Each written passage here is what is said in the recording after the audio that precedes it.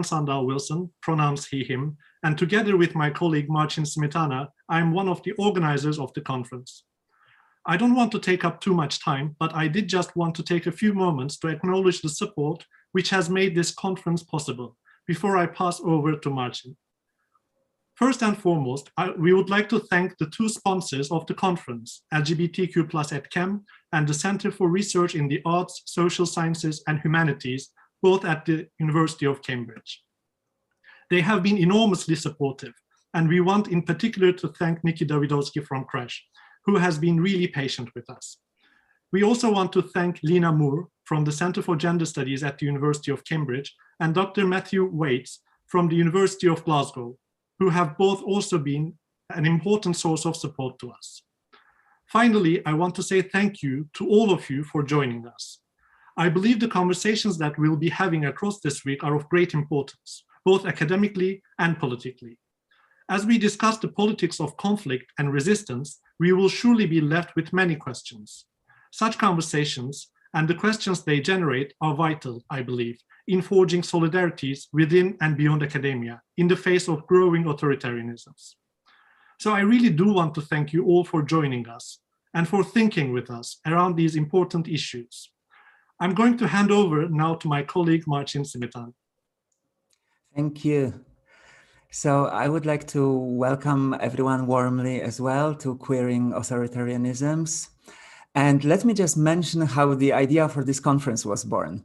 So one day in 2019, when we could still meet in person, after a talk that Professor Dibyesh Anand gave at the wonderful seminar series, Methods in Question, organized by Hakan Sandal Wilson at Cambridge University, we were talking about how certain narratives about queer politics and authoritarianism overlap in the UK, India, Turkey, and Poland. And that's how the idea for this conference emerged. So thank you for joining this conversation. We are very much looking forward to learning from each other throughout this week. And before we start, there are just a few housekeeping points, so please bear with me for a minute more. First, please keep your cameras and microphones off during the talks, unless you are one of the speakers.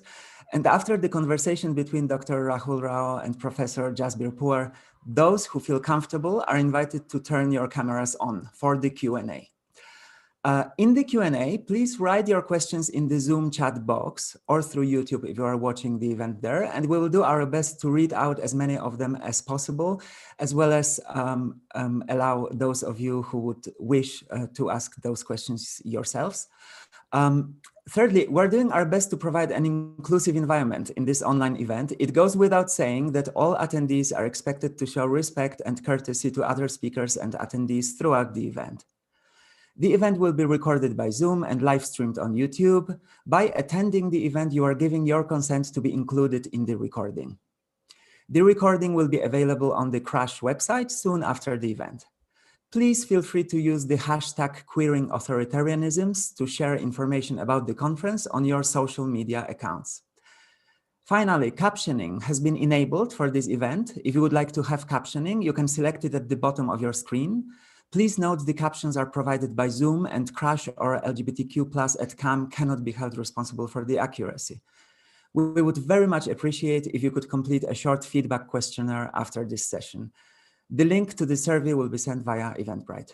This is it. So now I would like to hand over to Professor Sarah Franklin, who is going to chair today's event. She's a professor of sociology at Cambridge University and the director of LGBTQ+ at CAM, who is co-sponsoring this conference alongside Crash. Over to you, Sarah. Thank you. So thank you so much, Marcin and Hakan, and welcome everybody. It's such a privilege to be part of this event. It's an incredibly timely topic.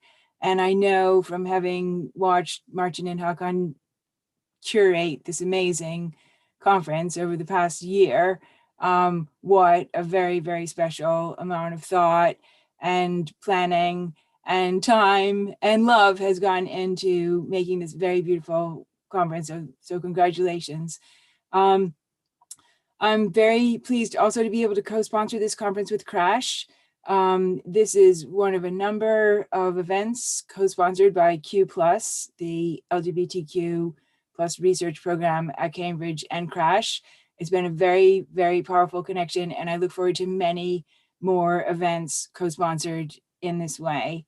Q+, the LGBTQ program at Cambridge, began in January 2018 as a new research initiative funded by the School of Humanities and Social Sciences, which is one of the 6 schools here at Cambridge, beginning in the Department of Sociology, but gradually radiating out to colleagues across the university. Q+ has become a vibrant part of the Cambridge research environment, home to over 200 researchers at all levels, from undergraduate and postgraduate to postdocs, professors, and PIs.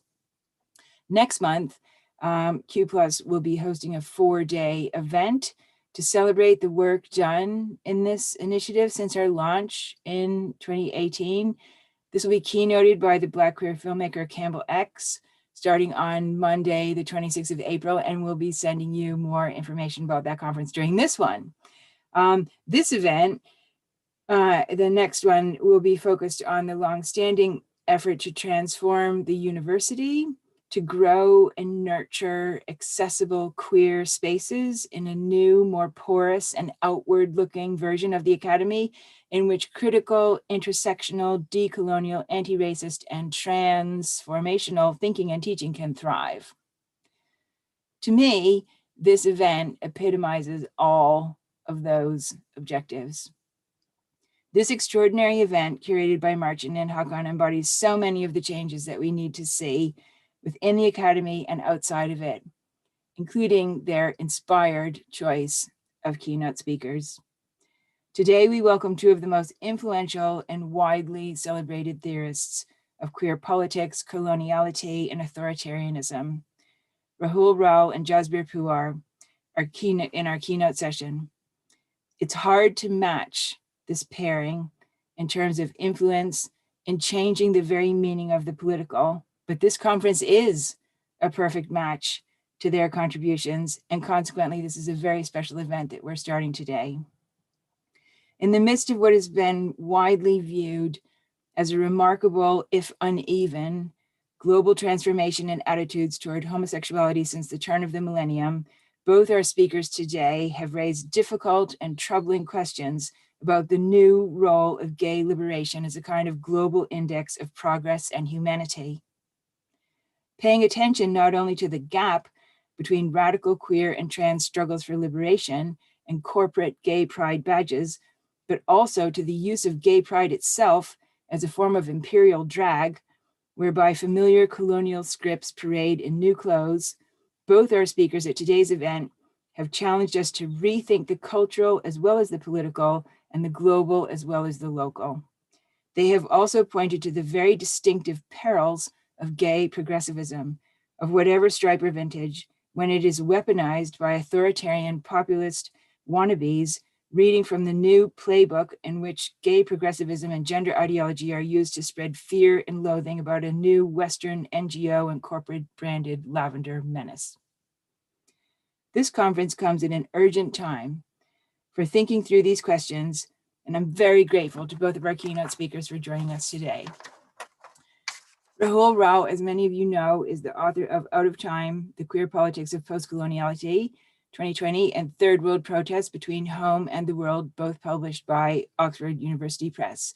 He's currently writing a book on the politics of controversial statues, which looks brilliant. He's a member of the Radical Philosophy Collective and blogs at the Disorder of Things, among other locations. His research interests are in international relations, post-colonial and queer theory, gender and sexuality, and South Asia. And Rahul is based in the Department of Politics and International Studies at SOAS. The title of his talk today will be, "What is the relationship between homo nationalism and homo capitalism?" I can't wait.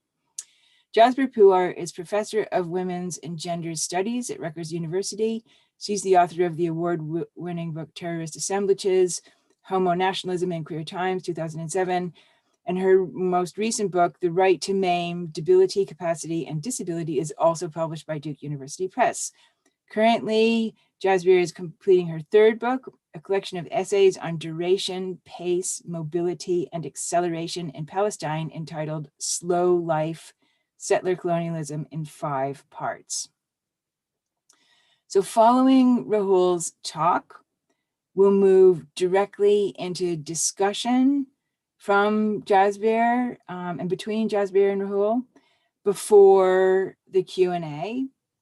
And during the question period, please put your questions in the chat if you're in Zoom, and we'll try and cover as many as we can. And as Martin has suggested, we'll also take questions if you want to turn your camera on and give them yourself, which is fine, or if you don't, you can put them in chat. We will also be fielding questions from the YouTube audience, so we'll get to as many of them as we can.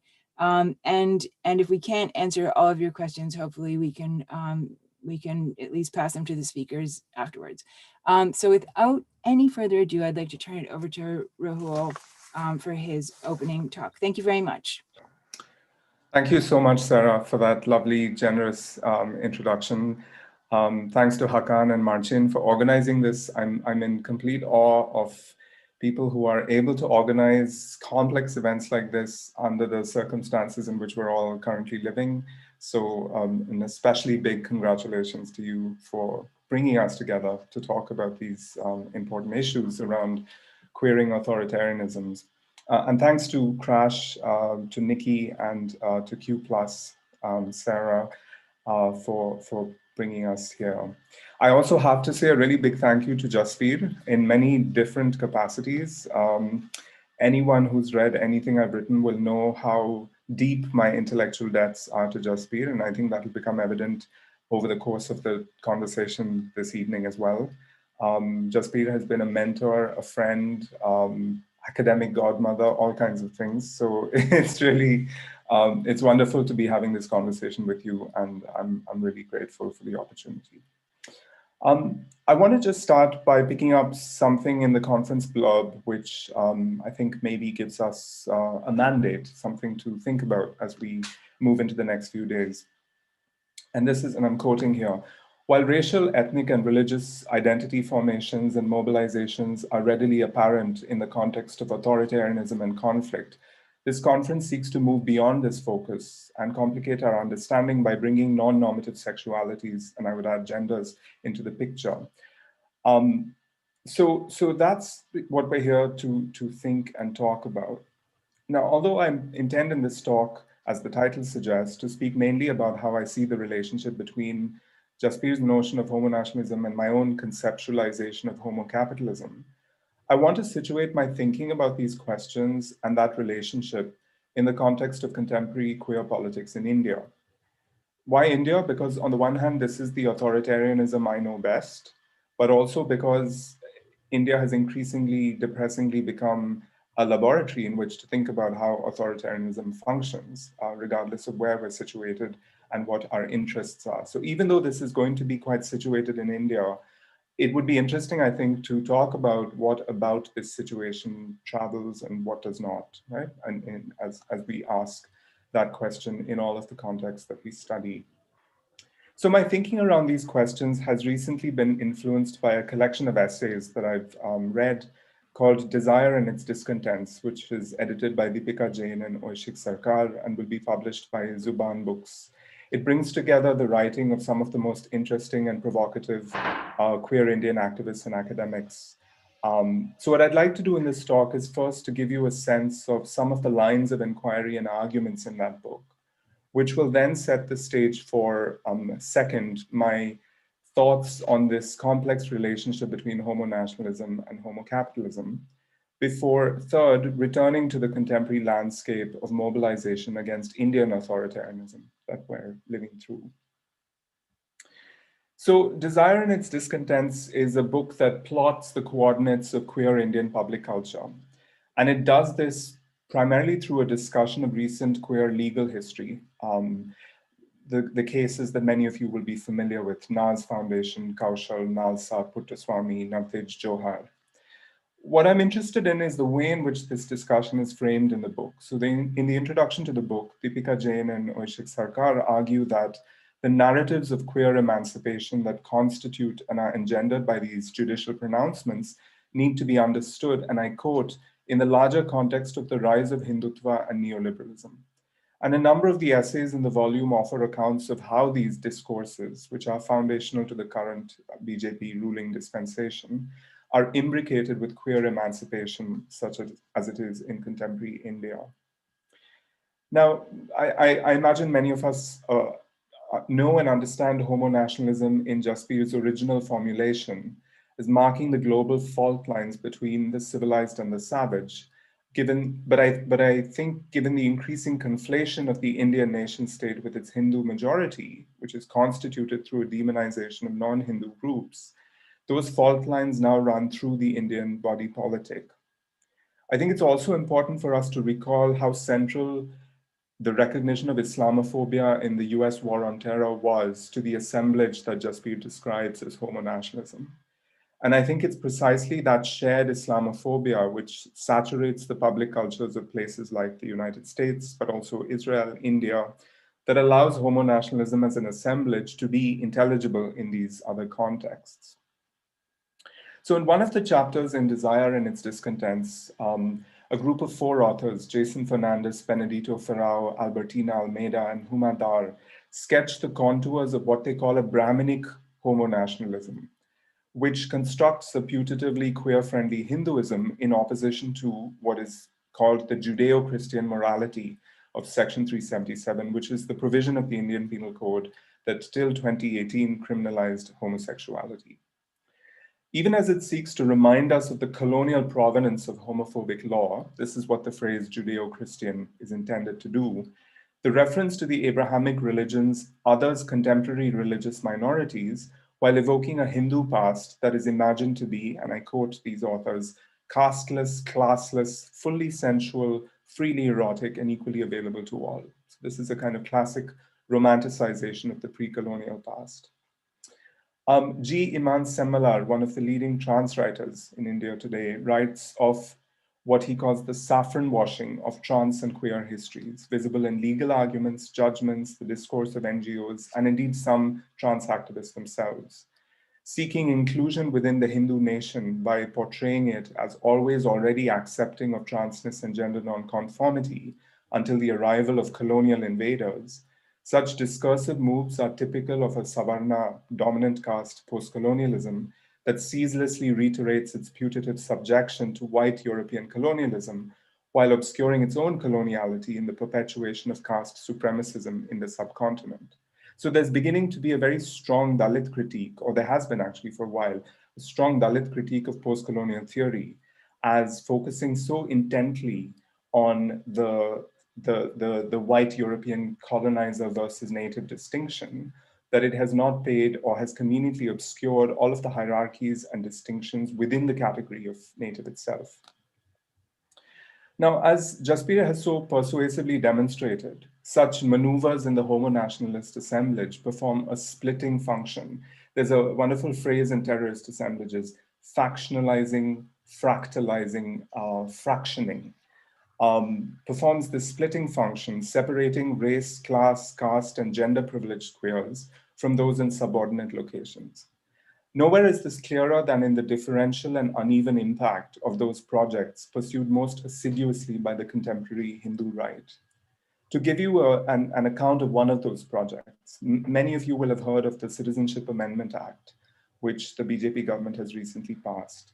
Just by way of background, responding to long-running anti-migrant protests by ethnic majority populations in India's northeastern state of Assam, the state has compiled a national register of citizens. This has been described by the journalist Rohini Mohan as one of the largest purges of citizenship in history.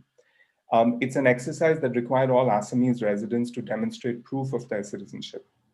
Now, while the Assamese agitation has historically been directed at all non-Assamese immigrants, regardless of religion, the Hindu supremacist BJP championed the demand for the NRC and promised to roll it out on a countrywide basis on the assumption that the exercise would disenfranchise mostly Muslims.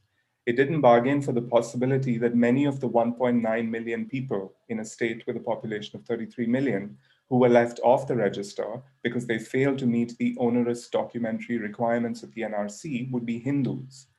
So it then passed the Citizenship Amendment Act, which offers a fast track to citizenship for non-Muslims fleeing religious persecution in predominantly Muslim Pakistan, Afghanistan, and Bangladesh. So this is a piece of legislation that masquerades as refugee protection, when in fact it's actually intended to provide a safety net to non-Muslims only who are left off the NRC. Indian citizenship law has gradually become more restrictive over several decades, but this may be the first time that a formal religious qualification has been introduced for Indian citizenship. So alongside the saffron washing of trans history, Semilar, but also other writers like Brian Horton remind us of the ways in which trans people are disproportionately likely to have failed the documentation requirements of the NRC, often missing in state records as a result of migration, the non-registration of gender marker changes or name changes, and the lack of strong ties with natal families who have often disowned them. Trans people face an exponentially higher risk here, as they do in many places, of detention and deportation as a result of their inability to evidence citizenship. So this is an example of the ways in which Hindutva performs this kind of fractionalizing and factioning function. So like Hindutva, the neoliberal discursive register of homo-nationalism also operates to split off queers deemed deserving of inclusion from those seen as undeserving of this privilege. For many years now, writers such as Ratna Kapoor, Ashley Tellis, and Aniruddha Datta have been alerting us to the elitism of the queer movement in India on the basis of class, gender, religion. More recently, an electrifying Dalit critique of queer politics, advanced by writers and activists such as Dhiren Borissa, Akhil Kang, Dhrubo Jyoti, Sumit Bodh, Living Smile Vidya, Grace Banu, and others, has called out the caste politics of the movement, about which I shall say more later. Much of the class critique of the movement has focused on the implications of the centrality of privacy claims in arguments for decriminalization of queer sex. It's often been argued that the queer movement betrays its elitism in grounding arguments for discrimination on privacy, which is only ever the prerogative of those who own and control private space. So I'm moving on to the second part now. If queer emancipation has been complicitous with Hindu and neoliberal values, what remains to be theorized is the relationship between Hindutva and neoliberalism. Now, much ink has been spilled on this question, analyzing the precise and shifting configuration of forces within the Hindu right committed to these dual and intertwined projects. What interests me here is the relationship between strategies for queer emancipation that rely on Hindu homo-nationalism and neoliberalism, respectively. In my book, Out of Time, The Queer Politics of Postcoloniality, I suggest that we need to supplement the civilizationalist logic of Puar's homo-nationalism with the political economy logic of what I call homo-capitalism. I developed this argument out of a study of the global reverberations of the Ugandan Anti-Homosexuality Act 2014, which earned notoriety for its draconian provisions, as well as for the well-documented involvement of US-based Christian evangelical activists who lobbied for its passage. One of the most high-profile global reactions to the law came from the World Bank, which 3 days after its passage in February 2014 announced that it was withholding a $90 million loan to Uganda that was to have funded maternal and infant care and family planning. But India was also emerging as a key terrain for the bank's interventions in LGBT rights. In the same month as the bank withheld this loan, it released preliminary results of a study estimating the cost of homophobia to the Indian economy at between 0.1 and 1.7% of its 2012 GDP. And a subsequent study by the bank of 39 countries makes the converse argument that the inclusion of LGBT people, as measured by the recognition of rights enumerated by the Global Index on Legal Recognition of Homosexual Orientation and the Transgender Rights Index, correlates positively with increases in per capita GDP and a higher ranking on the Human Development Index. Basically, these are studies purporting to demonstrate that when a state recognizes a right on these indexes, its GDP will grow by X%. So the threat of capital withdrawal and the promise of capital infusion have begun to emerge in parallel with homo-nationalism's Orientalist discourses of civilizational superiority and backwardness, as proselytizing strategies for queer liberalism. In many ways, the logics of homo-nationalism and homo-capitalism resonate with one another. Just as homo-nationalism selectively incorporates within the nation gender, race, class, and caste-privileged forms of queerness, while disavowing others who coalesce into figurations of the monster terrorist fag. I'm thinking here of Jaspreet's work with Amit Rai. Homo-capitalism holds out the promise of inclusion for those forms of queerness that can demonstrate themselves to be integral to projects of economic growth and productivity, while relegating others to fates of poverty and incarceration. So a similar double move of incorporation and abjection. Besides splintering queer movements, both logics also operate to separate queer movements from what might otherwise appear to be likely allies. So Jason Fernandez et al. In this book, Desire and Its Discontents, pointedly note that queer rage against surveillance in the bedroom imposed by a colonial law has not extended to struggles against the surveillance of the Indian state in its occupation of Kashmir and the impunity with which it is able to operate under cover of other laws of colonial provenance, such as the Armed Forces Special Powers Act. In a similar vein, the increasing salience of what might be called the homo-capitalist assemblage attenuates any investment that the queer movement might otherwise have had in the many ongoing anti-capitalist struggles against displacement, deregulation, and privatization. Yet, even as a shared commitment to liberal political and economic values allows homo-nationalism and homo-capitalism to resonate with and reinforce one another as if they were components of the same assemblage, there are moments in which I think they part company. Indeed, I would go so far as to suggest that these are instances in which homo-capitalism does not simply supplement homo-nationalism in the sense of overdetermining its force, but begins to supplant it. There are three ways in which I think this might happen. Maybe there are more, but these are the three that I can think of at the moment. First, the tropes of civilization and barbarism on which homo-nationalism relies do not always work in the way that they are intended to. Faced with the suggestion that LGBT rights have become a new marker of civilizational superiority, it is open to targets of this discourse to argue, as some have done, that what some consider progress is to them a sign of civilizational decay, and indeed to champion alternative orderings of sex, gender, and sexuality as vehicles for their own claims to moral and political leadership. So I'm thinking here about Russia's championing of traditional values discourse, just one example. Dominant versions of homo-nationalism can thus be opposed by counter-nationalisms that are structurally homologous with them, even if invested with morally antithetical content. In contrast, as the space for alternatives to capitalism shrinks, it is arguably more difficult to resist the claim and seductions of homo-capitalism in a kind of counter-capitalist register.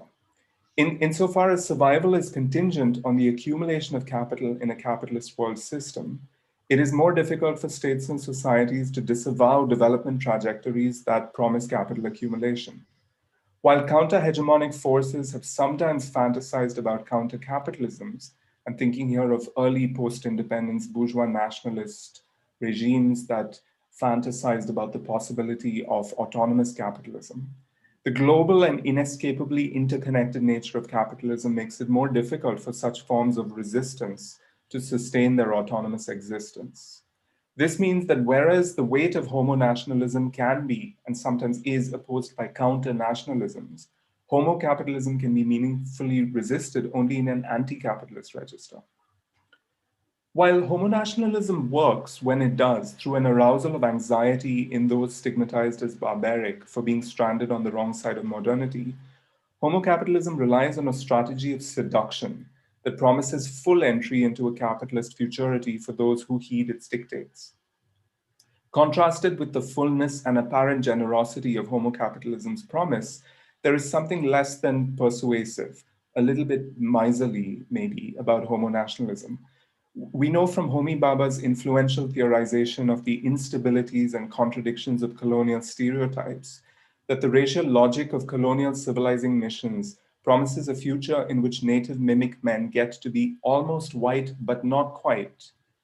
In contrast, the capitalist logic underwriting homo-capitalism holds out the promise, however unrealistic and unrealized in practice, of a future in which queer liberal subjects might enjoy full market citizenship. It's important to bear in mind that I'm talking about ideology here, right? Not what happens, but what is what the ideology of these formations claim.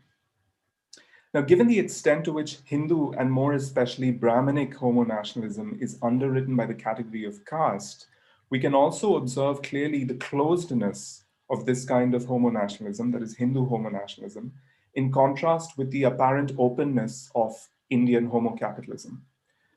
B.R. Ambedkar, whom many of you will be familiar with as the Dalit visionary and lead drafter of the Indian Constitution, believed that the Varna system, the caste system, was originally a class system in which individuals could change their class, but became a closed-door caste system when Brahmins enclosed themselves into a unit with the characteristics of a caste. Pondering the question of whether other castes were compelled to close doors and become endogamous, Ambedkar suggests in an important essay that he writes in 1917 that some closed the door, others found it closed against them.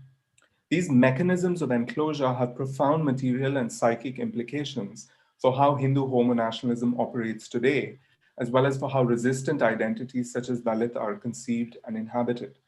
In contrast with the theoretical promise of liberal equality extended by homo-capitalist discourse, Hindu homo-nationalism functions in the way Hinduism has always done, through at best a grudging, politically opportunistic and hierarchical inclusion, which recalls its modus operandi vis-a-vis subordinate castes and Adivasis, and outright exclusion and elimination, which recalls its modus operandi vis-a-vis Muslims.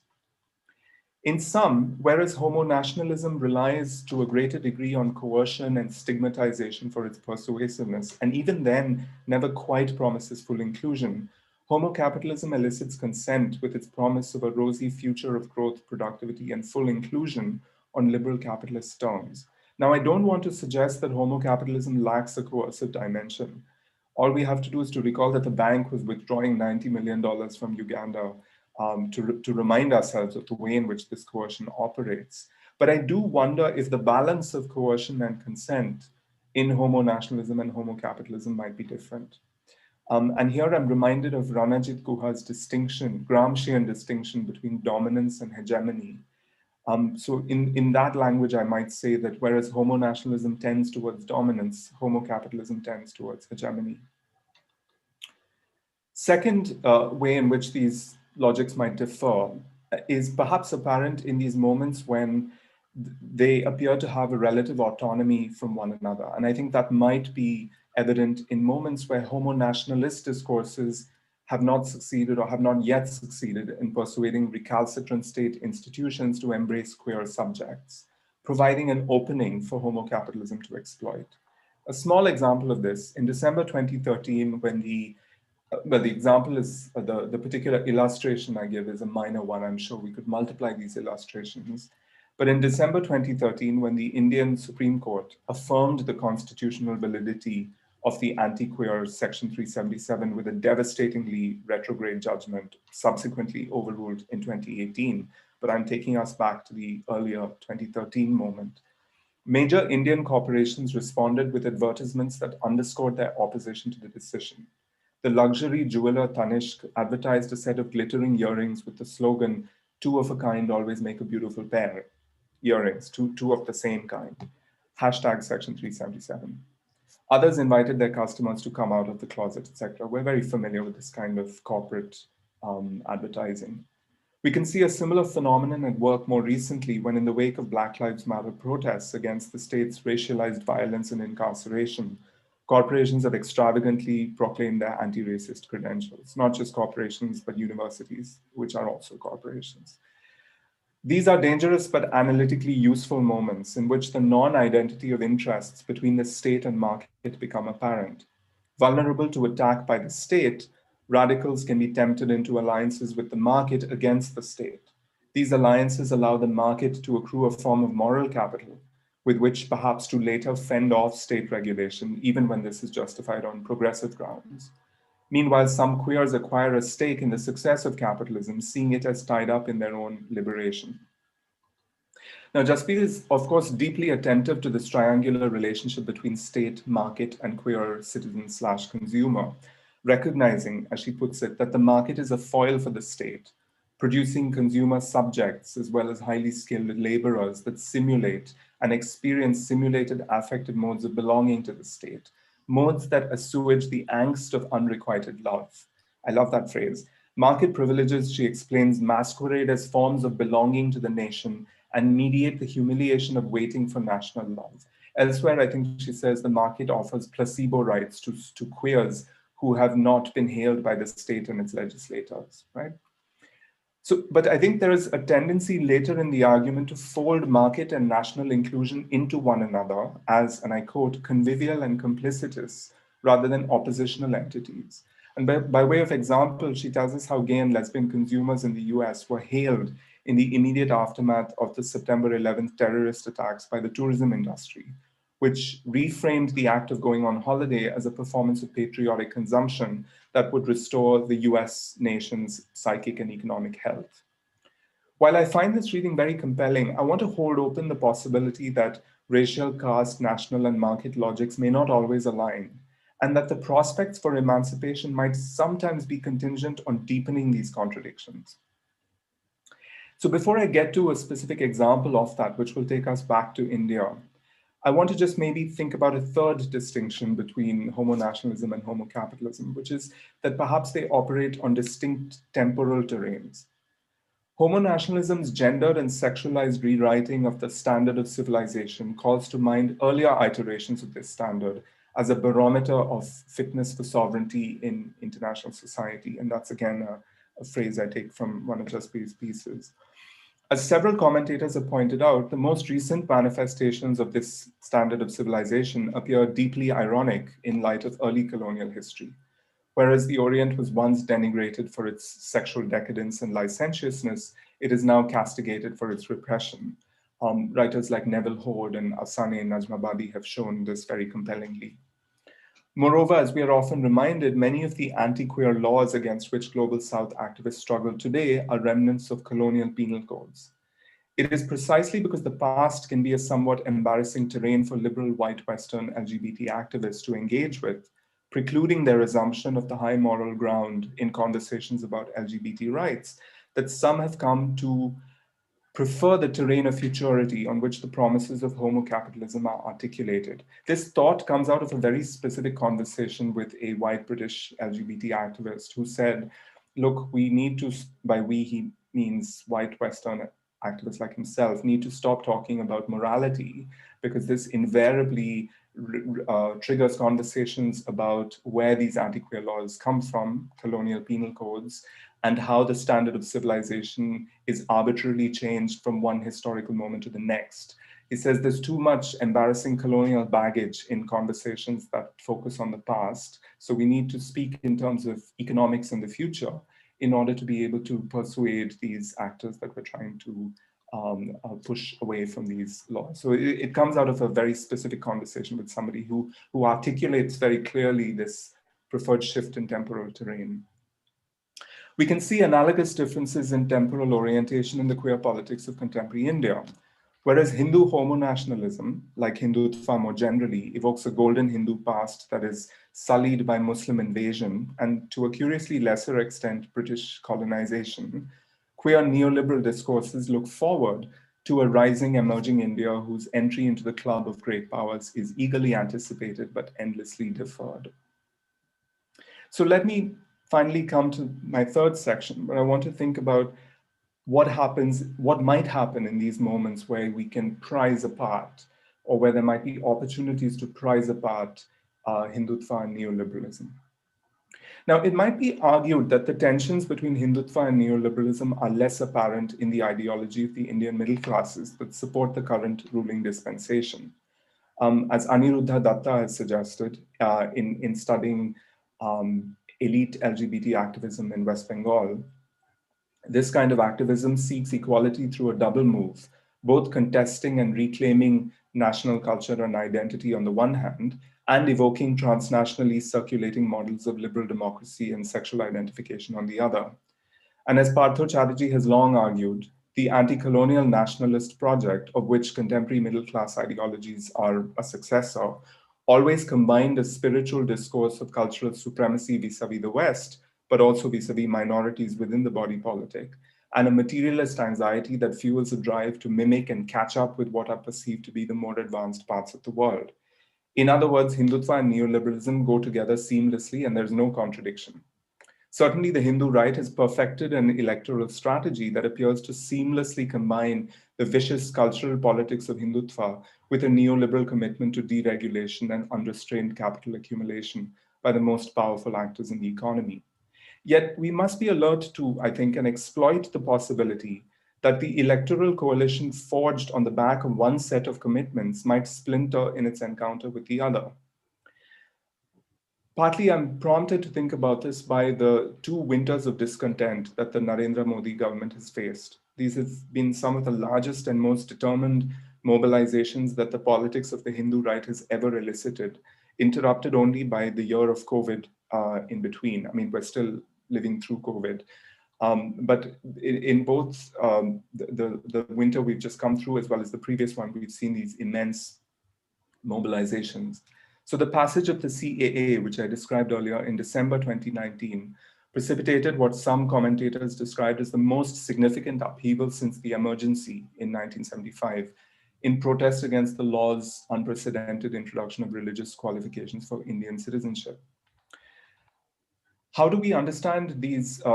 This is simply the latest in a long series of culture wars issues that the BJP has raked up against Muslims. In a very interesting essay that Divya Dwivedi, Shaj Mohan, and Jay Raghu recently published in the Caravan magazine, they have argued that the BJP's anti-Muslim communal politics works to divert attention from caste antagonisms, effectively welding together a coalition of dominant and subordinate caste groups under the sign of the Hindu. And we can see this in operation in communal riots and communal violence, where the BJP has drawn in subordinate caste factions by positing the Hindu-Muslim axis or the Hindu-Muslim fault line as the primary antagonism in society. I think there's something really comparable going on here with the way in which W.E.B. Du Bois reads racial supremacism in the US South as providing the public and psychological wage to white labor that eventually sutures it to the white planter class while obviating the formation of class alliances with black labor. This is what subsequent commentators have called the wages of whiteness. And in a similar way, I think we can see the wages of Hindutva cementing communal allegiances with a view to undermining caste antagonisms. Yet the stability of these allegiances is by no means assured. So since September 2020, when the government hastily passed 3 farm laws that open up India's agricultural sector to large domestic and foreign agribusiness corporations, and also threaten to dismantle state control of agricultural markets, farmers have organized massive protests. The mobilization of November 2020, when hundreds of thousands of tractors traveling from villages in Punjab and Haryana towards New Delhi converged with a general strike by trade unions with an estimated 250 million members across the country, has been described as arguably the largest in human history. For over a century, ideologues of Hindutva have disingenuously claimed Sikhism as well as Buddhism and Jainism to be part of the fold of Hinduism on account of territorial provenance. But here in these protests, we see Sikh identity as much as left ideology openly invoked against a Hindu government. And predictably, this has evoked memories and charges of Khalistani separatism and anti-nationalism. More significantly, the pervasiveness of agrarian distress in Punjab that the new farm laws threaten to intensify has created openings for solidarities across fractures of class and caste between landowning Jat farmers and landless Dalit laborers. As Amardeep Singh Dhillon notes in a recent piece, while at least some of the Jat farmers in the current movement have been implicated in violence against Dalit Muslim laborers in the past, particularly in Uttar Pradesh, there is every possibility, and that word possibility is important, not certainty, that the ongoing Kisan Andolan, farmers' struggle, might persuade them that they have more in common with each other against the forces of neoliberalism and Hindutva. At any rate, the actualization of these possibilities, again, not certainties, is the work of progressive politics in the present. So in sum, the creation and consolidation of counter-hegemonic alliances might require us to locate and exacerbate the contradictions in the Hindu right project. And viewed through the preoccupations of a queer politics, we might want to do the same with respect to homo-nationalism and homo-capitalism, instead of always folding them into one another. Even as we have learned to discern the contours of the homo-nationalist assemblage, I want to suggest that a sharper appreciation of its distinct logics may make us less vulnerable to the seductions of an emerging and sometimes autonomous homo-capitalism. More ambitiously, we might begin to explore the contradictions between these frames with a view to evading and eluding the logics of both. And if I may just end on a personal note again, when I've read about the farmers' protests, I've been mapping the location of the protests and the sit-ins and the encampments on Google Maps, on the roads leading out of Delhi through Tikri border and Singhu border into Haryana. And I realized that this is exactly where Jaspir and I first met at a conference in Jindal University in Sonipat, which is very close to where these protests are happening. And that conference was organized by the very editors of the book that I began this talk with. So it seems fitting to return to that place today, not so much to the shiny neoliberal private university within whose conference halls we met, but to the road outside where authoritarianism is being confronted as we speak. Thank you.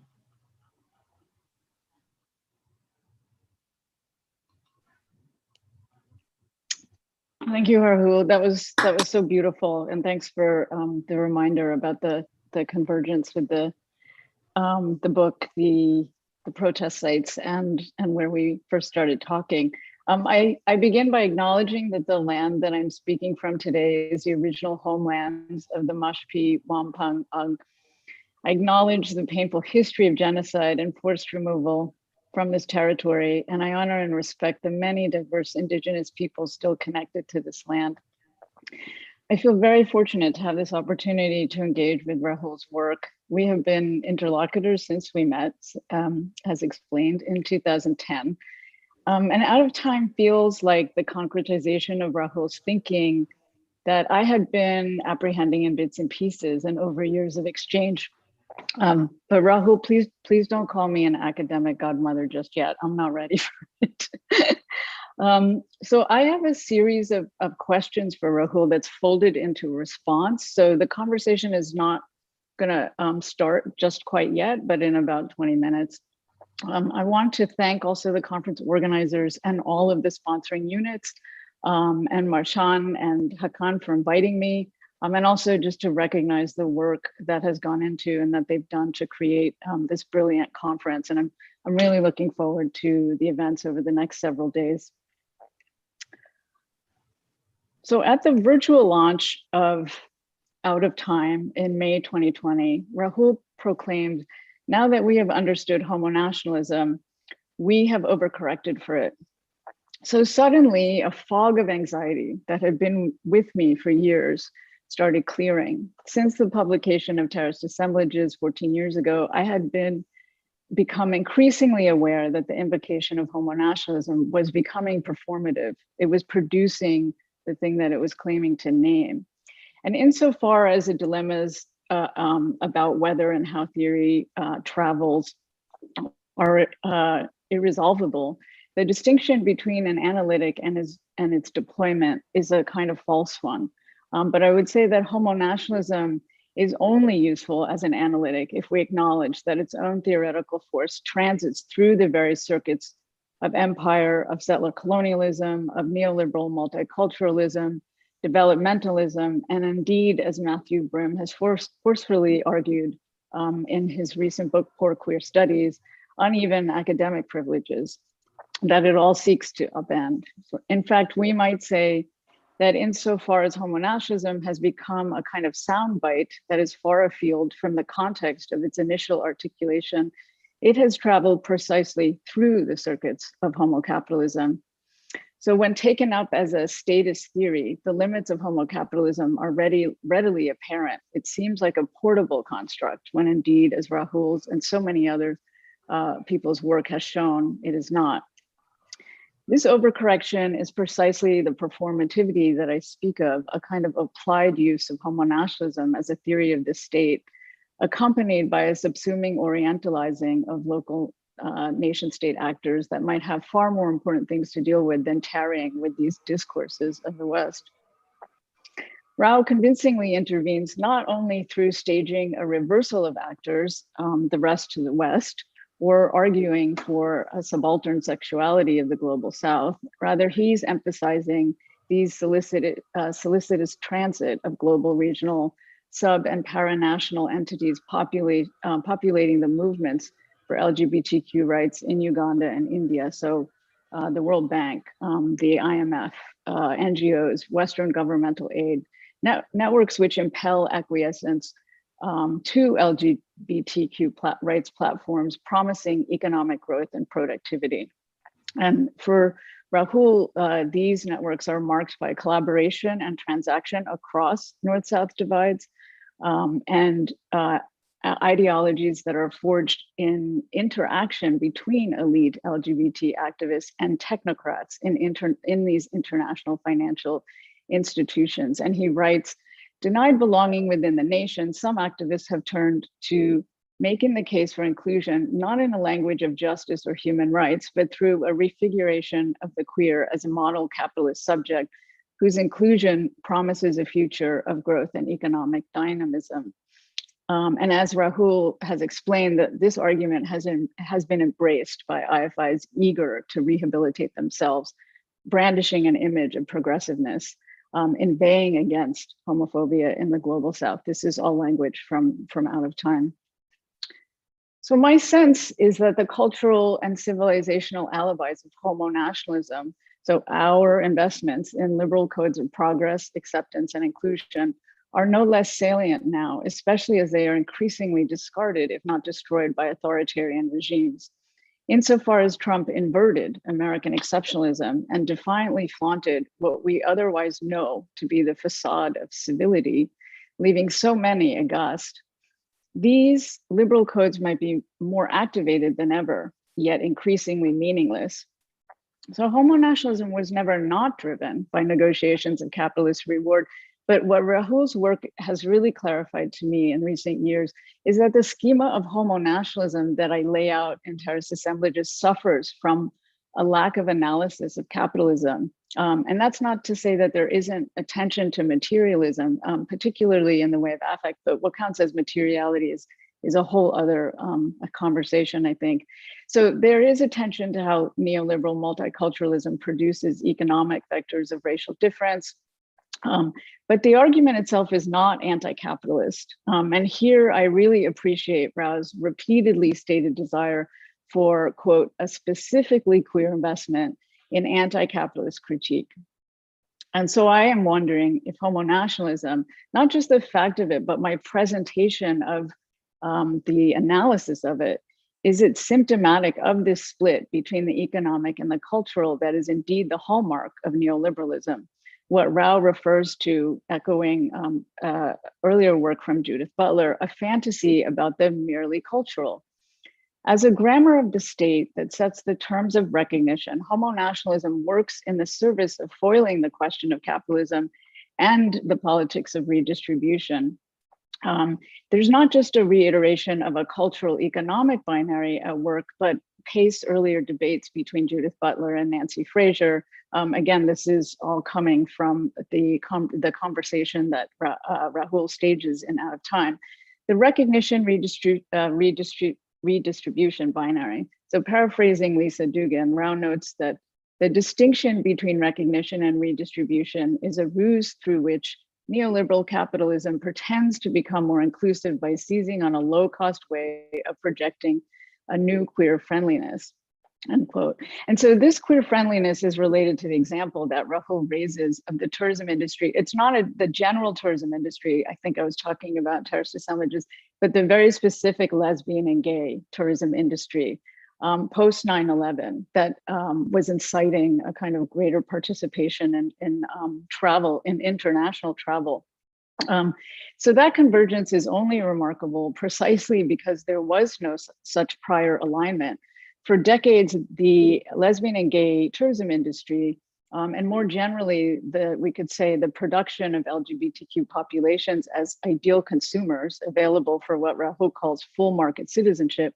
So this industry narrated itself as a compensatory strata that ameliorated the paucity, if not absence, of state recognition through its self-proclaimed status as a supranational formation, one determined to produce the conditions of gay friendliness through pink dollars wherever it sought to do so. Queer mobility and freedom equaled economic mobility and vice versa. And the industry was as interested in the disciplining of homophobia through capital as it was in maintaining a sexually lascivious Orientalist project of homophobic danger elsewhere. So I'm wondering, a question that I had been thinking through with Rahul is this a kind of proto-homo capitalism, one that foregrounded the queer as consumer citizen and in the mode of kind of current day imbrications of developmentalism and queer mobility. And I think when we're talking about homo capitalism, I'm wondering if we're looking at and perhaps inadvertently conflating, or I'm reading in a conflating way, but three scales: the state, queer global south LGBTQ movements that are infused with capital from global north sources, and the third scale, a queer liberal subject conditioned through the promise of capitalist rewards and upward mobility. I think all three of these scales are explicated in Rahul's book really, really well, but I want to get some more clarity on how they're all working together. So moving the discussion from the oft-regarded clash of civilizations with its focus on cultures of nations and religions, rights and recognition, Rahul's analysis foregrounds the materiality of geopolitical orderings of the global theater of nation-state alliances. And as he explicates, homo nationalism and homo capitalism are not necessarily oppositional. And I think of them as juxtaposed through a series of supplementary relationships that shift depending on place and scale and the construction of location. So Rahul writes, quote, "The civilizationist logic of homo nationalism must be supplemented with the political economy logic of homo capitalism," end quote. So this statement seems to me to affirm the very cultural economic split that Rao problematizes and is seeking to redress. But I read in this very, in this split, the very logic of a kind of Derridian supplementarity that forces a performative iteration of this split. And it allows us to see both what was elided and what has shifted. Supplementarity can signal a secondary status that enhances the position of the primary or the original. It can be a relation of accretion, so adding in order to enhance. It can be a relation of substitution, adding to replace, to supplant, to use Rahul's language. And I think all of these things are happening, right? Both of these things are happening. The process of supplementation is an indefinite one, focusing on places where homosexuality remains or is being criminalized and where, quote, LGBT movements owe their very origins to the dynamism and reach of neoliberal capital. Rao writes, quote, "The promise of futurity inherent in homo capitalism may prove to be more seductive where the chastisement of homo nationalism has not yet succeeded in drawing recalcitrant states into its embrace, or worse, has raised their anti-imperialist shackles. Indeed, precisely as a result of the intellectual, even if not political, success of the critique of homo nationalism, homo capitalism may be emerging as the weapon of choice wielded by a global queer liberalism." So this sentence intrigues me because it suggests that this overcorrection that Rahul speaks of is indicative of a pharmacon, a poison, a cure, and a scapegoat all at once. I'm reminded of what South Asian studies and queer theory scholar Anjali Arandekar said to me a long time ago when we were in graduate school in 1998, that resistance to queer theory in the Indian Academy was not due to homophobia so much as an annoyance with the imperious orientations and indeed imperial transits of the US Academy. And yet Rao also insists that post-colonial populations cannot be excused from what he calls queerphobia, and also a tendency towards homo-romanticism, which he describes as an affective stance in which the queer predicaments of the post-colonial world are attributed entirely to its colonial experience, with the agency of post-colonial elites in co-producing these predicaments being obscured, end quote. And he also talks about this homoromanticism as the kind of space within which the deployment of homophobia becomes part of decolonial resistance. And I think Rahul had kind of laid out a thinking through of the temporalities of decolonial resistance in relation to queerphobia that was incredibly productive and persuasive, and I'd love for Rahul to say a little bit more about this. And as we heard, Rahul also points to these two distinct technologies of power being exercised: coercion and dominance, right? And and coercion, dominance, and complicity and consent, right? I appreciate this distinction very much. But I'm wondering, given that both homonationalism and homocapitalism are mapping out relations of incorporation and objection, what, Rahul, you think about disciplining as a modality of power running across these two forms, homonationalism, homocapitalism? Would you accept my momentary revert to biopolitics, or do you find it to be incongruous? And in any case, this balance has had severe consequences for regions most directly impacted by the war on terror, specifically the Middle East and West Asia, the militarization and securitization effects of civilizational disciplining. This isn't just any disciplining, right? It's one driven by Orientalism and Islamophobia. And I'm glad that Rahul mentioned, the context of the war on terror. In the years after 9/11, friends who worked at Human Rights Watch, and Helm in Lebanon, Aswat in Palestine, and Al-Qaus, also in Palestine, and other human rights organizations noted the onslaught of humanitarian, NGO, and even state-driven opportunities cashing in on the marketization of the purported novelty of Muslim queers in the MENA region. So as one of my activist friends commented, as this money started drying out in the 2010s, Africa had become the new Middle East for these efforts. So while this is anecdotal, I think this is an affective registering that capital might move on, as it were. And it's another example of the kind of interplay between homonationalism and homocapitalism.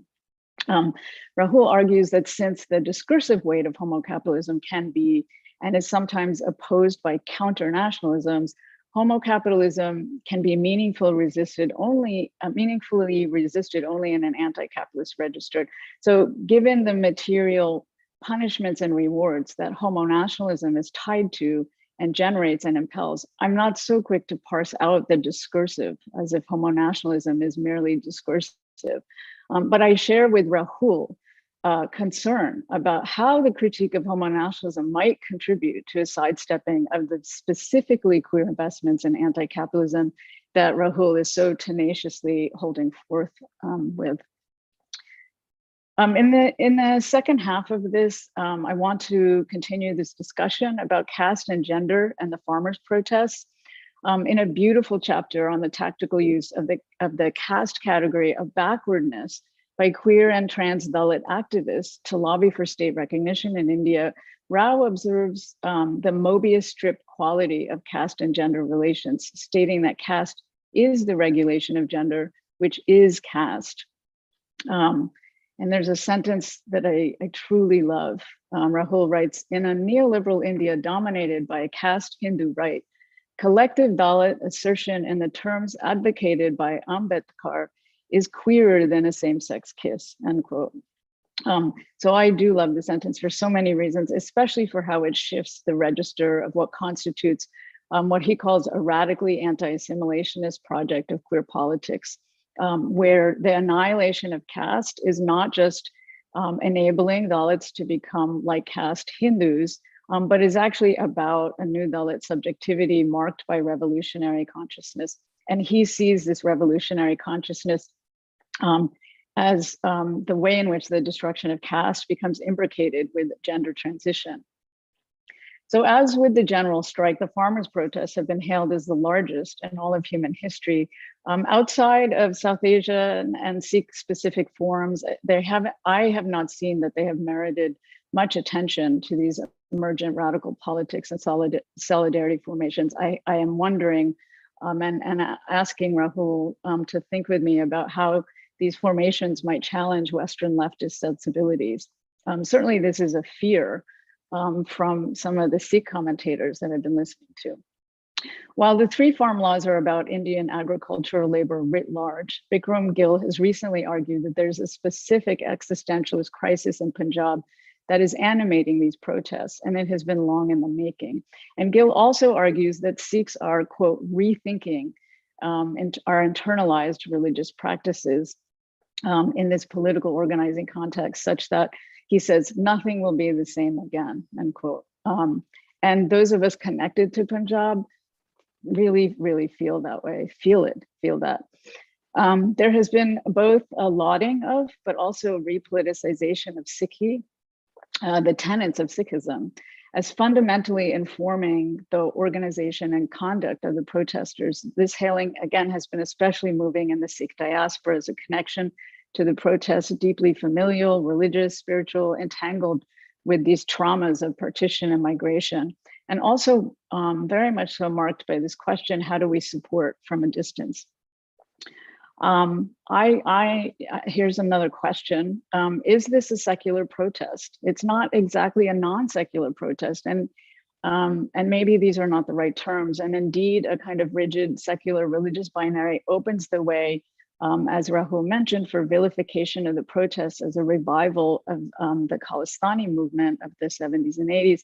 These are thin lines that are being navigated, whether and how to protest as Sikh without being dismissed as a terrorist, how to respond to myriad forms of Indian state violence, including killings, disappearances, incarceration, and most recently, sexual assault of female activists without being stereotyped as warriors, how to resist the neoliberalism of the Indian state without being vilified as traitorous or seditious.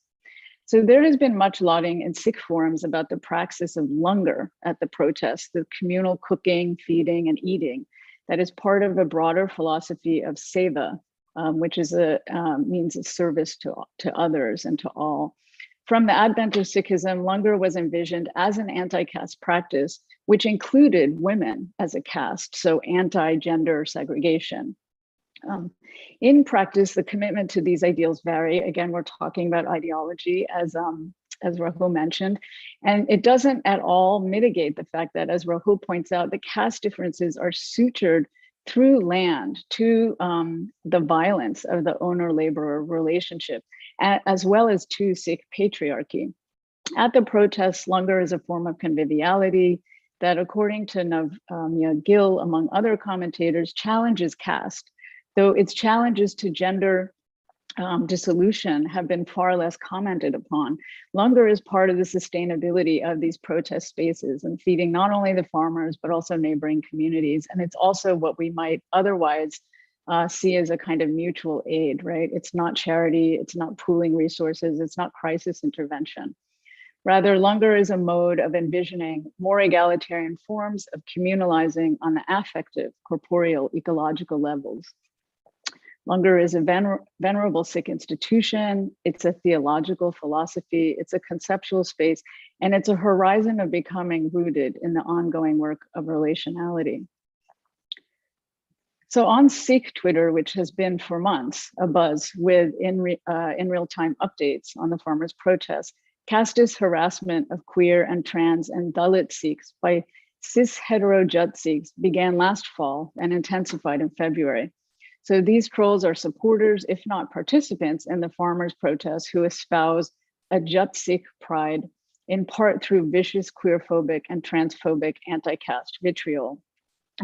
There's also been the kind of lauding of female leaders, union organizers, and activists who highlight how women are central to these agrarian economies, yet disenfranchised in that. But then alongside that, a kind of denunciation of any self-declared feminist approaches that point out the kind of deep patriarchal violence against women in Punjab. So, but in response to this specific specific casteism, transphobia, and queerphobia on Twitter, Manu and Manmit, a non-binary Dalit and a trans Sikh respectively, penned a series of brilliant articles challenging the failure to realize the radical potential of Sikhi within the terms of Sikhi itself. So they write, Sikhi annihilated caste, but this was not a passive proclamation, but an active disavowal of the caste system through instituting various measures like Pangit, Sangit, and Langar. And they go on to remind the community that equality and liberation does not rest in mere statements or the lack thereof, but instead in an active commitment to dismantling casteist cis heteronormativity. Elsewhere, they call this the Brahminical Jat cis heteropatriarchal order. In my mind, this is a kind of Mobius strip of gender and caste that exemplified that Rahul talks about. I'm also thinking about what Rahul just said about the emancipation contingent on deepening contradictions as a kind of dialectical process. And I'm wondering if this is kind of the way he would see these antagonisms in these protests kind of fueling transformation. What I find so compelling about these interventions is that they don't profess longer to be queer practice, but as a space of Sikhi cohered through the multiplicities of gender and the banishing of caste. Queer, trans, and Dalit response to Hindu homonationalism is not based on a counter homonationalism, but on what already exists within the folds of Sikhi. The radical force of queer and trans and Dalit Sikhs emanates from within, not from outside or externally to the Sangit, the congregation. In other words, there's no true Sikhi without queer and trans and Dalit Sikhs. This has been condemned as blasphemous, as a blasphemous statement, and yet the religious principles confirm it to be true. And finally, Manu and Manmit acknowledge the presence that is already there. And they say, may our Vaheguru have kirpa on the caste oppressed and queer and trans farmers fighting within the Kisan Morcha right now. So unlike the queer and trans Dalit organizing that Rahul discusses, the anti-casteism politics amongst these young queer, trans, non-binary, and Dalit Sikhs are less wedded to the philosophies and legacy of Ambedkar, who once considered becoming Sikh, than to the anti-caste tenets of gender neutrality that embedded in the theologies of Sikhi.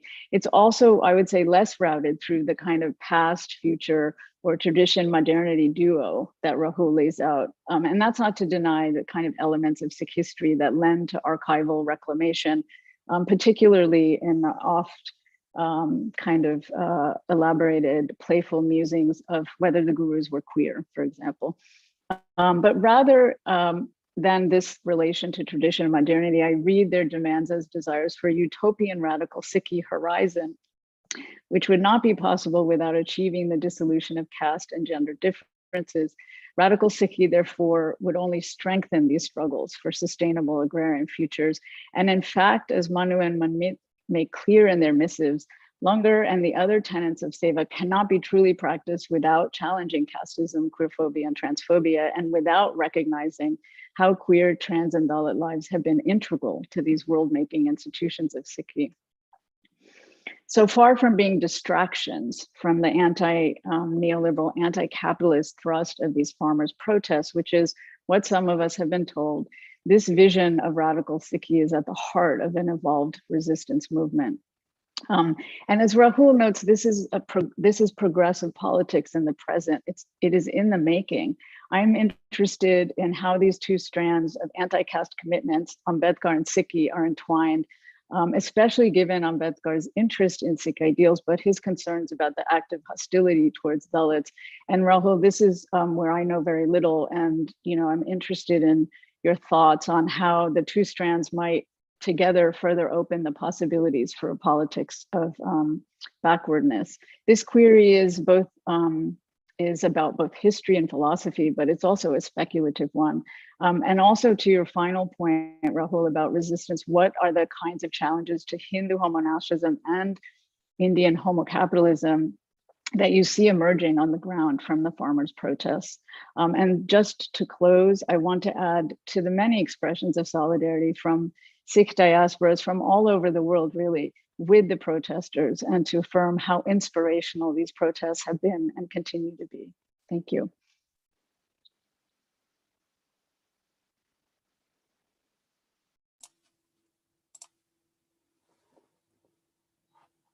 Thank you, both of you, for those amazingly comprehensive and thought-provoking talks. And we'd like to open this up to questions. I know there's already quite a few questions in the chat, but I'd like to begin by turning to Hakan to start the questions. Thank you so much. This was a brilliant conversation, and we are left with many questions as well. I wanted to ask, of course, Rahul, if you want to respond to Jasbir's questions, please start with that as well. But you offer a more complicated picture, of course, but a big distinction that you're drawing here is that homonationalism works by evoking anxiety, whereas homocapitalism invites people to take its side and become part of it, not necessarily through force, but through seduction. Can you elaborate on how you think resistance to homonationalism and homocapitalism is shaped or influenced by these very different strategies? And how can we think about these resistances or counter strategies in terms of transnationalism and maybe cosmopolitanism? Thanks, Hakan, and thank you, Jasbir, for those really rich and thought-provoking comments. I don't think I can do justice to all of them now, but I'm going to be thinking about them for a while. I think before I speak to Hakan's question, I want to just go back to one of the first questions you raised, Jasbir, which is this point about whether the laying out of the homo-nationalist analytic was symptomatic of a split between the economic and the cultural. I actually don't read it that way. I think your laying out of homo-nationalism had both of those things in there. But I think that perhaps my reading of it or the way in which it tended to be taken up saw the economic and the cultural as mostly resonant with each other. And I was interested in the moments of dissonance, in the moments where they part company and don't work together, and in what kinds of possibilities that might offer from the point of view, well, both of alerting ourselves to other ways in which queer liberalism works, perhaps more subliminally, in ways that we might be less alert to. And this is where I think the distinction between anxiety and seduction might be interesting to think about, in the sense that the sort of the discourse, even though I think the assemblage is not just about its discourse, but the rhetorics of homonationalism are in some sense a reiteration of long-standing Orientalist tropes.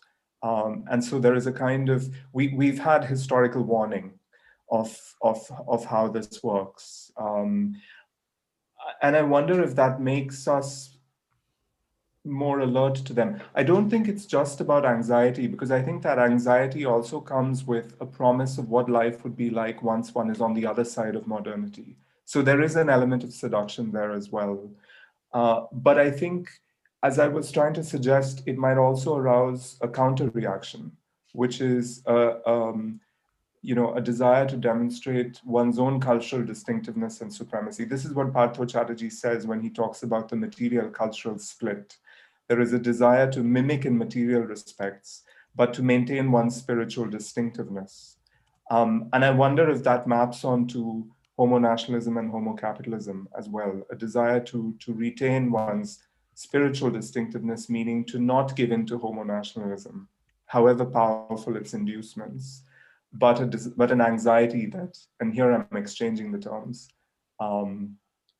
What does this mean for resistance? I think, I'm not sure about that question. I think understanding the possibility that the logics might be different is the first step to then thinking about how we might resist this. So that's perhaps where I would start answering that question.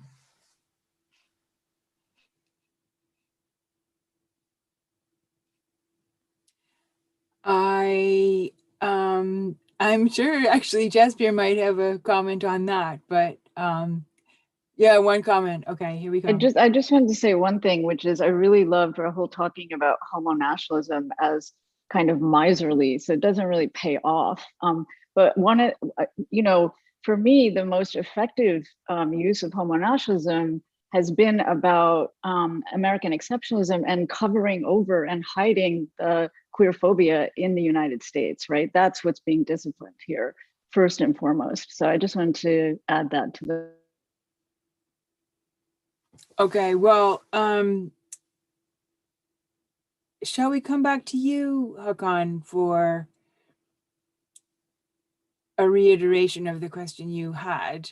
Of course, I guess Martin had a question as well, and Rahul will, I believe, answer as the discussion unfolds. Okay, so over to you, Martin. Thank you very much. I can see, thank you very much for the talks, first of all, really a lot of food for thought, and Rahul and Jasbir. And I can see there's a question in the chat box as well. Let me first perhaps ask the question that I have written here and then move to the next one that I can see in the chat. Rahul, you talked about how homo-capitalism can be resisted by anti-capitalist work, right? And so I was wondering, can we think of instances in which queer activists strategically manipulate or employ the global capital to pursue their own ends in terms of justice? So in those instances, would homo-capitalism still be a relevant point of analysis? And I'm thinking about the recent example from Poland, where I come from, where almost 100 towns and regions in the country, almost a third of the country, declared they were so-called LGBT-free zones. And the European Union responded by withdrawing funding from some of those municipalities. So could activists use that kind of support, such as EU support, without falling into the trap of homo-capitalism? I was just curious about your thoughts on this very briefly, and then after that, we'll move to the chat. Thank you. That's such a great question. And I suppose it goes back to what I was thinking about, the resistant possibilities of counter-capitalism, whether that is really a resistance, the fantasy of autonomous capitalism, when in fact capitalism is inherently a global formation. It knows no boundaries, and it cannot know boundaries because it has to constantly expand. But I suppose one of these fantasies, I think, is the fantasy of the power of the pink rupee or the pink dollar or the pink pound. I mean, this is the kind of fantasy that an autonomous capitalism, an autonomous market for an autonomous set of consumers will provide the space for a kind of citizenship, really a consumer citizenship, that the state and the family and the church have not given us. I think that's a very old fantasy that has undergirded a lot of this seductive promise of homo-capitalism. And I shouldn't use the word still as a theorist of time and temporality, but I think I can see that in these formations of homo-capitalism that I'm observing emerge. And I feel like that is where the seduction lies, in the belief or the hope or the fantasy, which is what I keep coming back to, that we will find in those spaces a kind of acceptance that we have not found elsewhere, and also be able to express a kind of citizenship that we have been denied elsewhere. Thank you. And without much ado, I will move to another question from the chat, and as we just have a few minutes, Anish Gawande, would you like to ask your question yourself?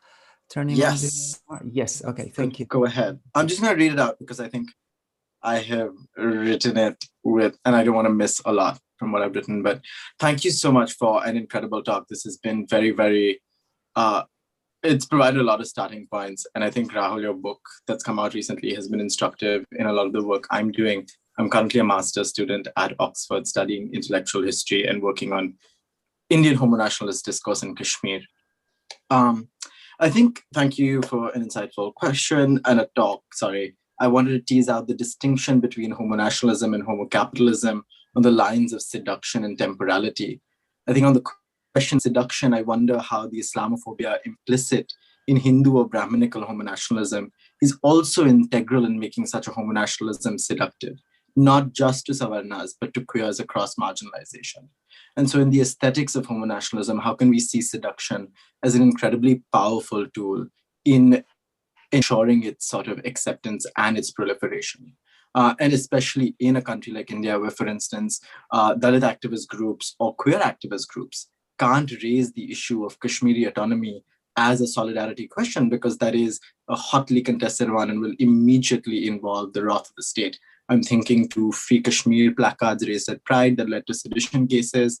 I'm thinking of the sort of slogans for Sharjeel Usmani that were raised that led to sedition cases against a trans person at Mumbai Pride, and other such instances that sort of rupture solidarities. And at the same time, I think I want to build upon Jasbir's distinction of discipline as a way to think through these things, because it is through discipline that the sort of illusion of seduction is created, that being a part of this nationalist rhetoric will allow you full citizenship at a time when citizenship itself is so contested. So there is the queers need to be part of the nationalist project, or else they will be left out of the citizenship project. And so how is seduction implicit in homo-nationalism? And then on the question of temporality, I wanted to push further on the ways in which we can push homo-nationalism and homo-capitalism to their limits. And so how do we demonstrate as activists and academics the ways in which these two are incompatible, a distinction that you raised, to sort of destabilize the happy marriage between the two?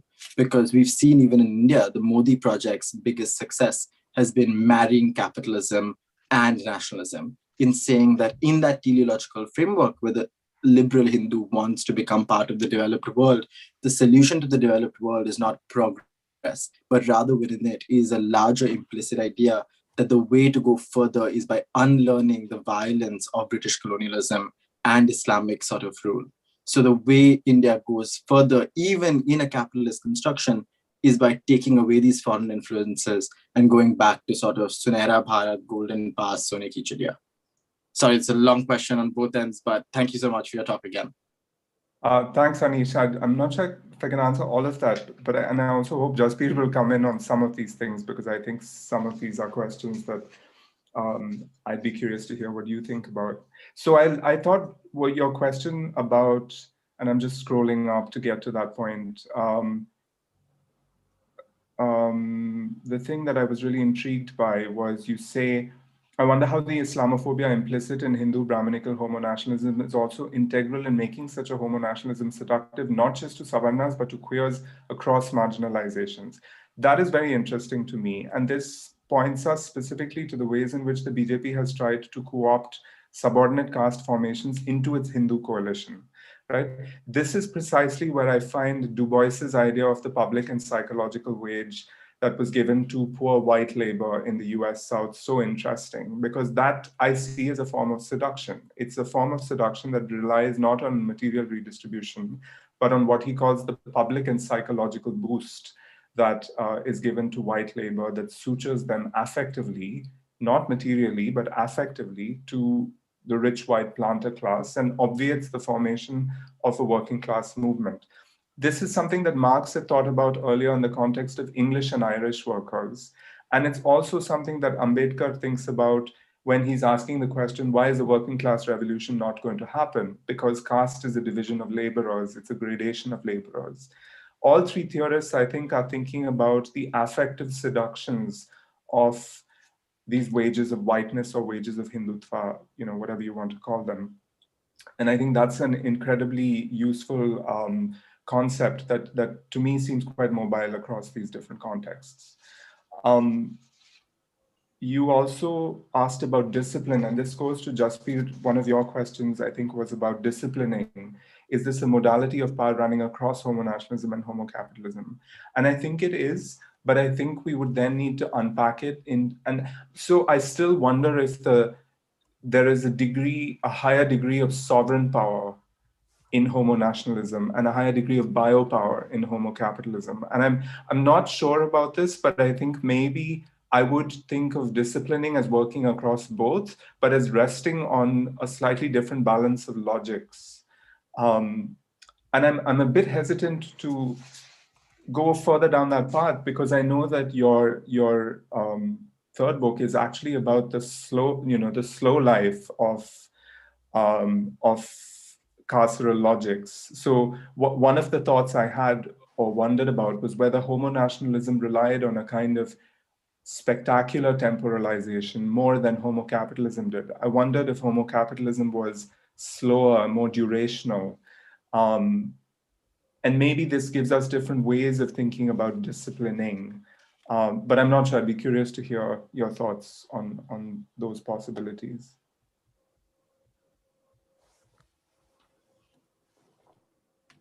I have a lot of thoughts all over the place. So do we want to continue with audience questions?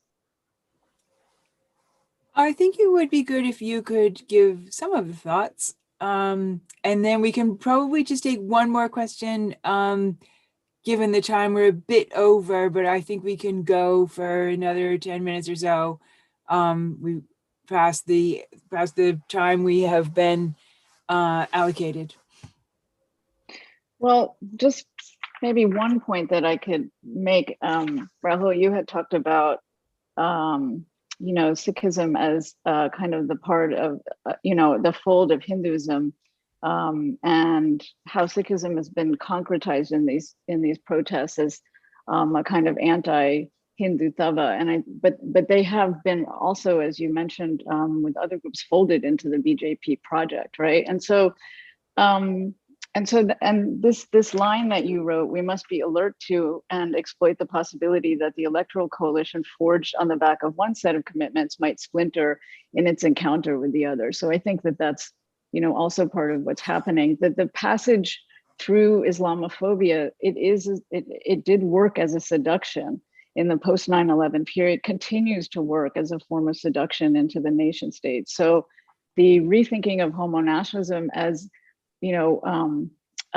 driven or also subtending a kind of seduction makes sense to me as well. Marcin, do you want to take one more question from the chat? Yes, thank you very much. There is one question that Yasir wanted to ask, and Yasir is saying that they can ask the question in person. So Yasir, could you? Yeah, thank you. Yeah, I just had a quick question.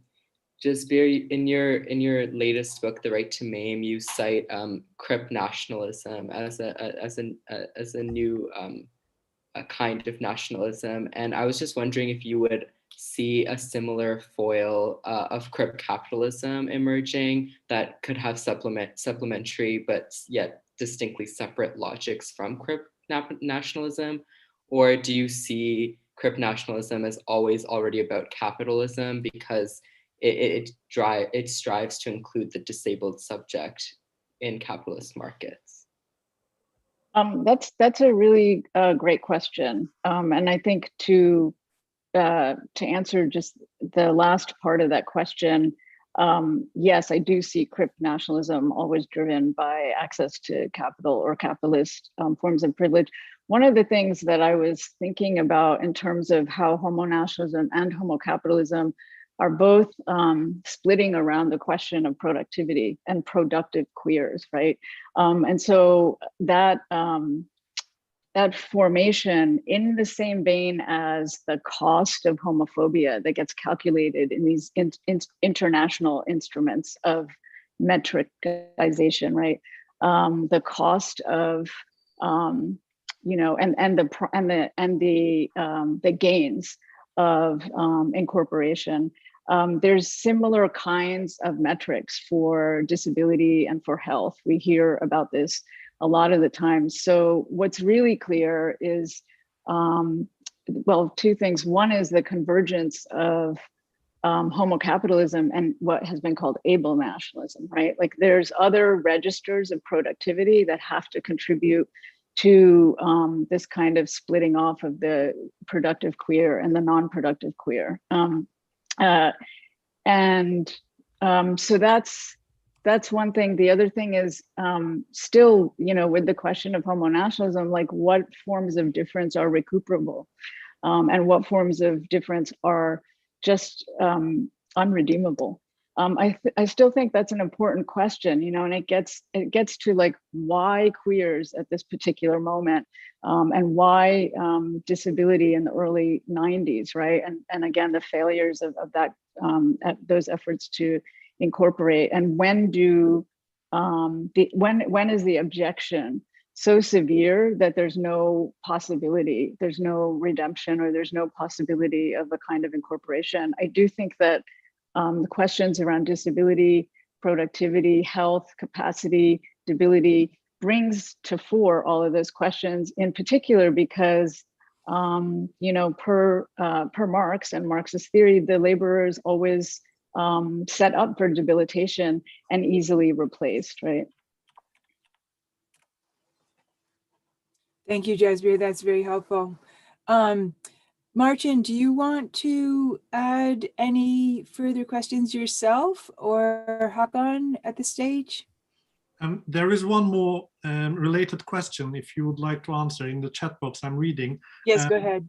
I'm curious how you both see disability intersecting with homo-capitalism and homo-nationalism and the role of disabled queer bodies in disrupting hegemony. So I think Jasbir partly answered this question, but if you would like to comment on this.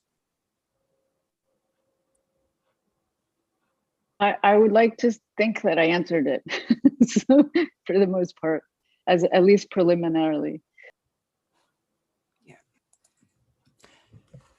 Is there anything else that, Rahul, you think you would like to address at this stage from the rich comments that Jasbir has given? Because we're almost out over time. Speaking I think about very quickly, I would just say, if there's thought. Yeah, I was really intrigued by everything you said about Sikhi, Jasbir, and I mean, this is not something I know that much about, and it's something I'm still learning. And I was particularly, I was, found particularly thought-provoking the way in which these critiques are emerging that are in solidarity with the protest, but are not idealizing them, and that are alert to these, these troubling contradictions within the protest formation itself. Which I thought was really interesting.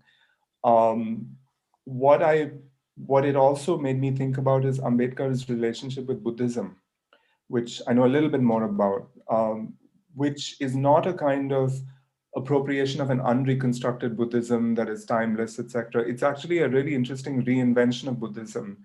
Some people have read it as reading Buddhism as a kind of proto-Marxism, even though he's not a Marxist. So there's a really interesting coming together of different ideas and an active refashioning, which is why it's sometimes referred to as Ambedkarite Neo-Buddhism, which is going on there. And perhaps that is what we see in moments like these protests, right? So it's not a kind of unreconstructed Sikhi or leftist ideology. Something is changing when these formations come together and collide with each other. And this is part of why I think that quote about nothing will ever be the same, precisely because of what's happening in this fluid moment, is so powerful, and I think makes this a space that we really need to watch and to think with, and hopefully to grow with. Well, I can't think of two more action-packed ways to start our conference this week than these two talks, which have covered an incredible amount of ground and really tell us a lot about where we are around questions of nationalism, coloniality, and the body politic, as well as, of course, queer and questions of capital.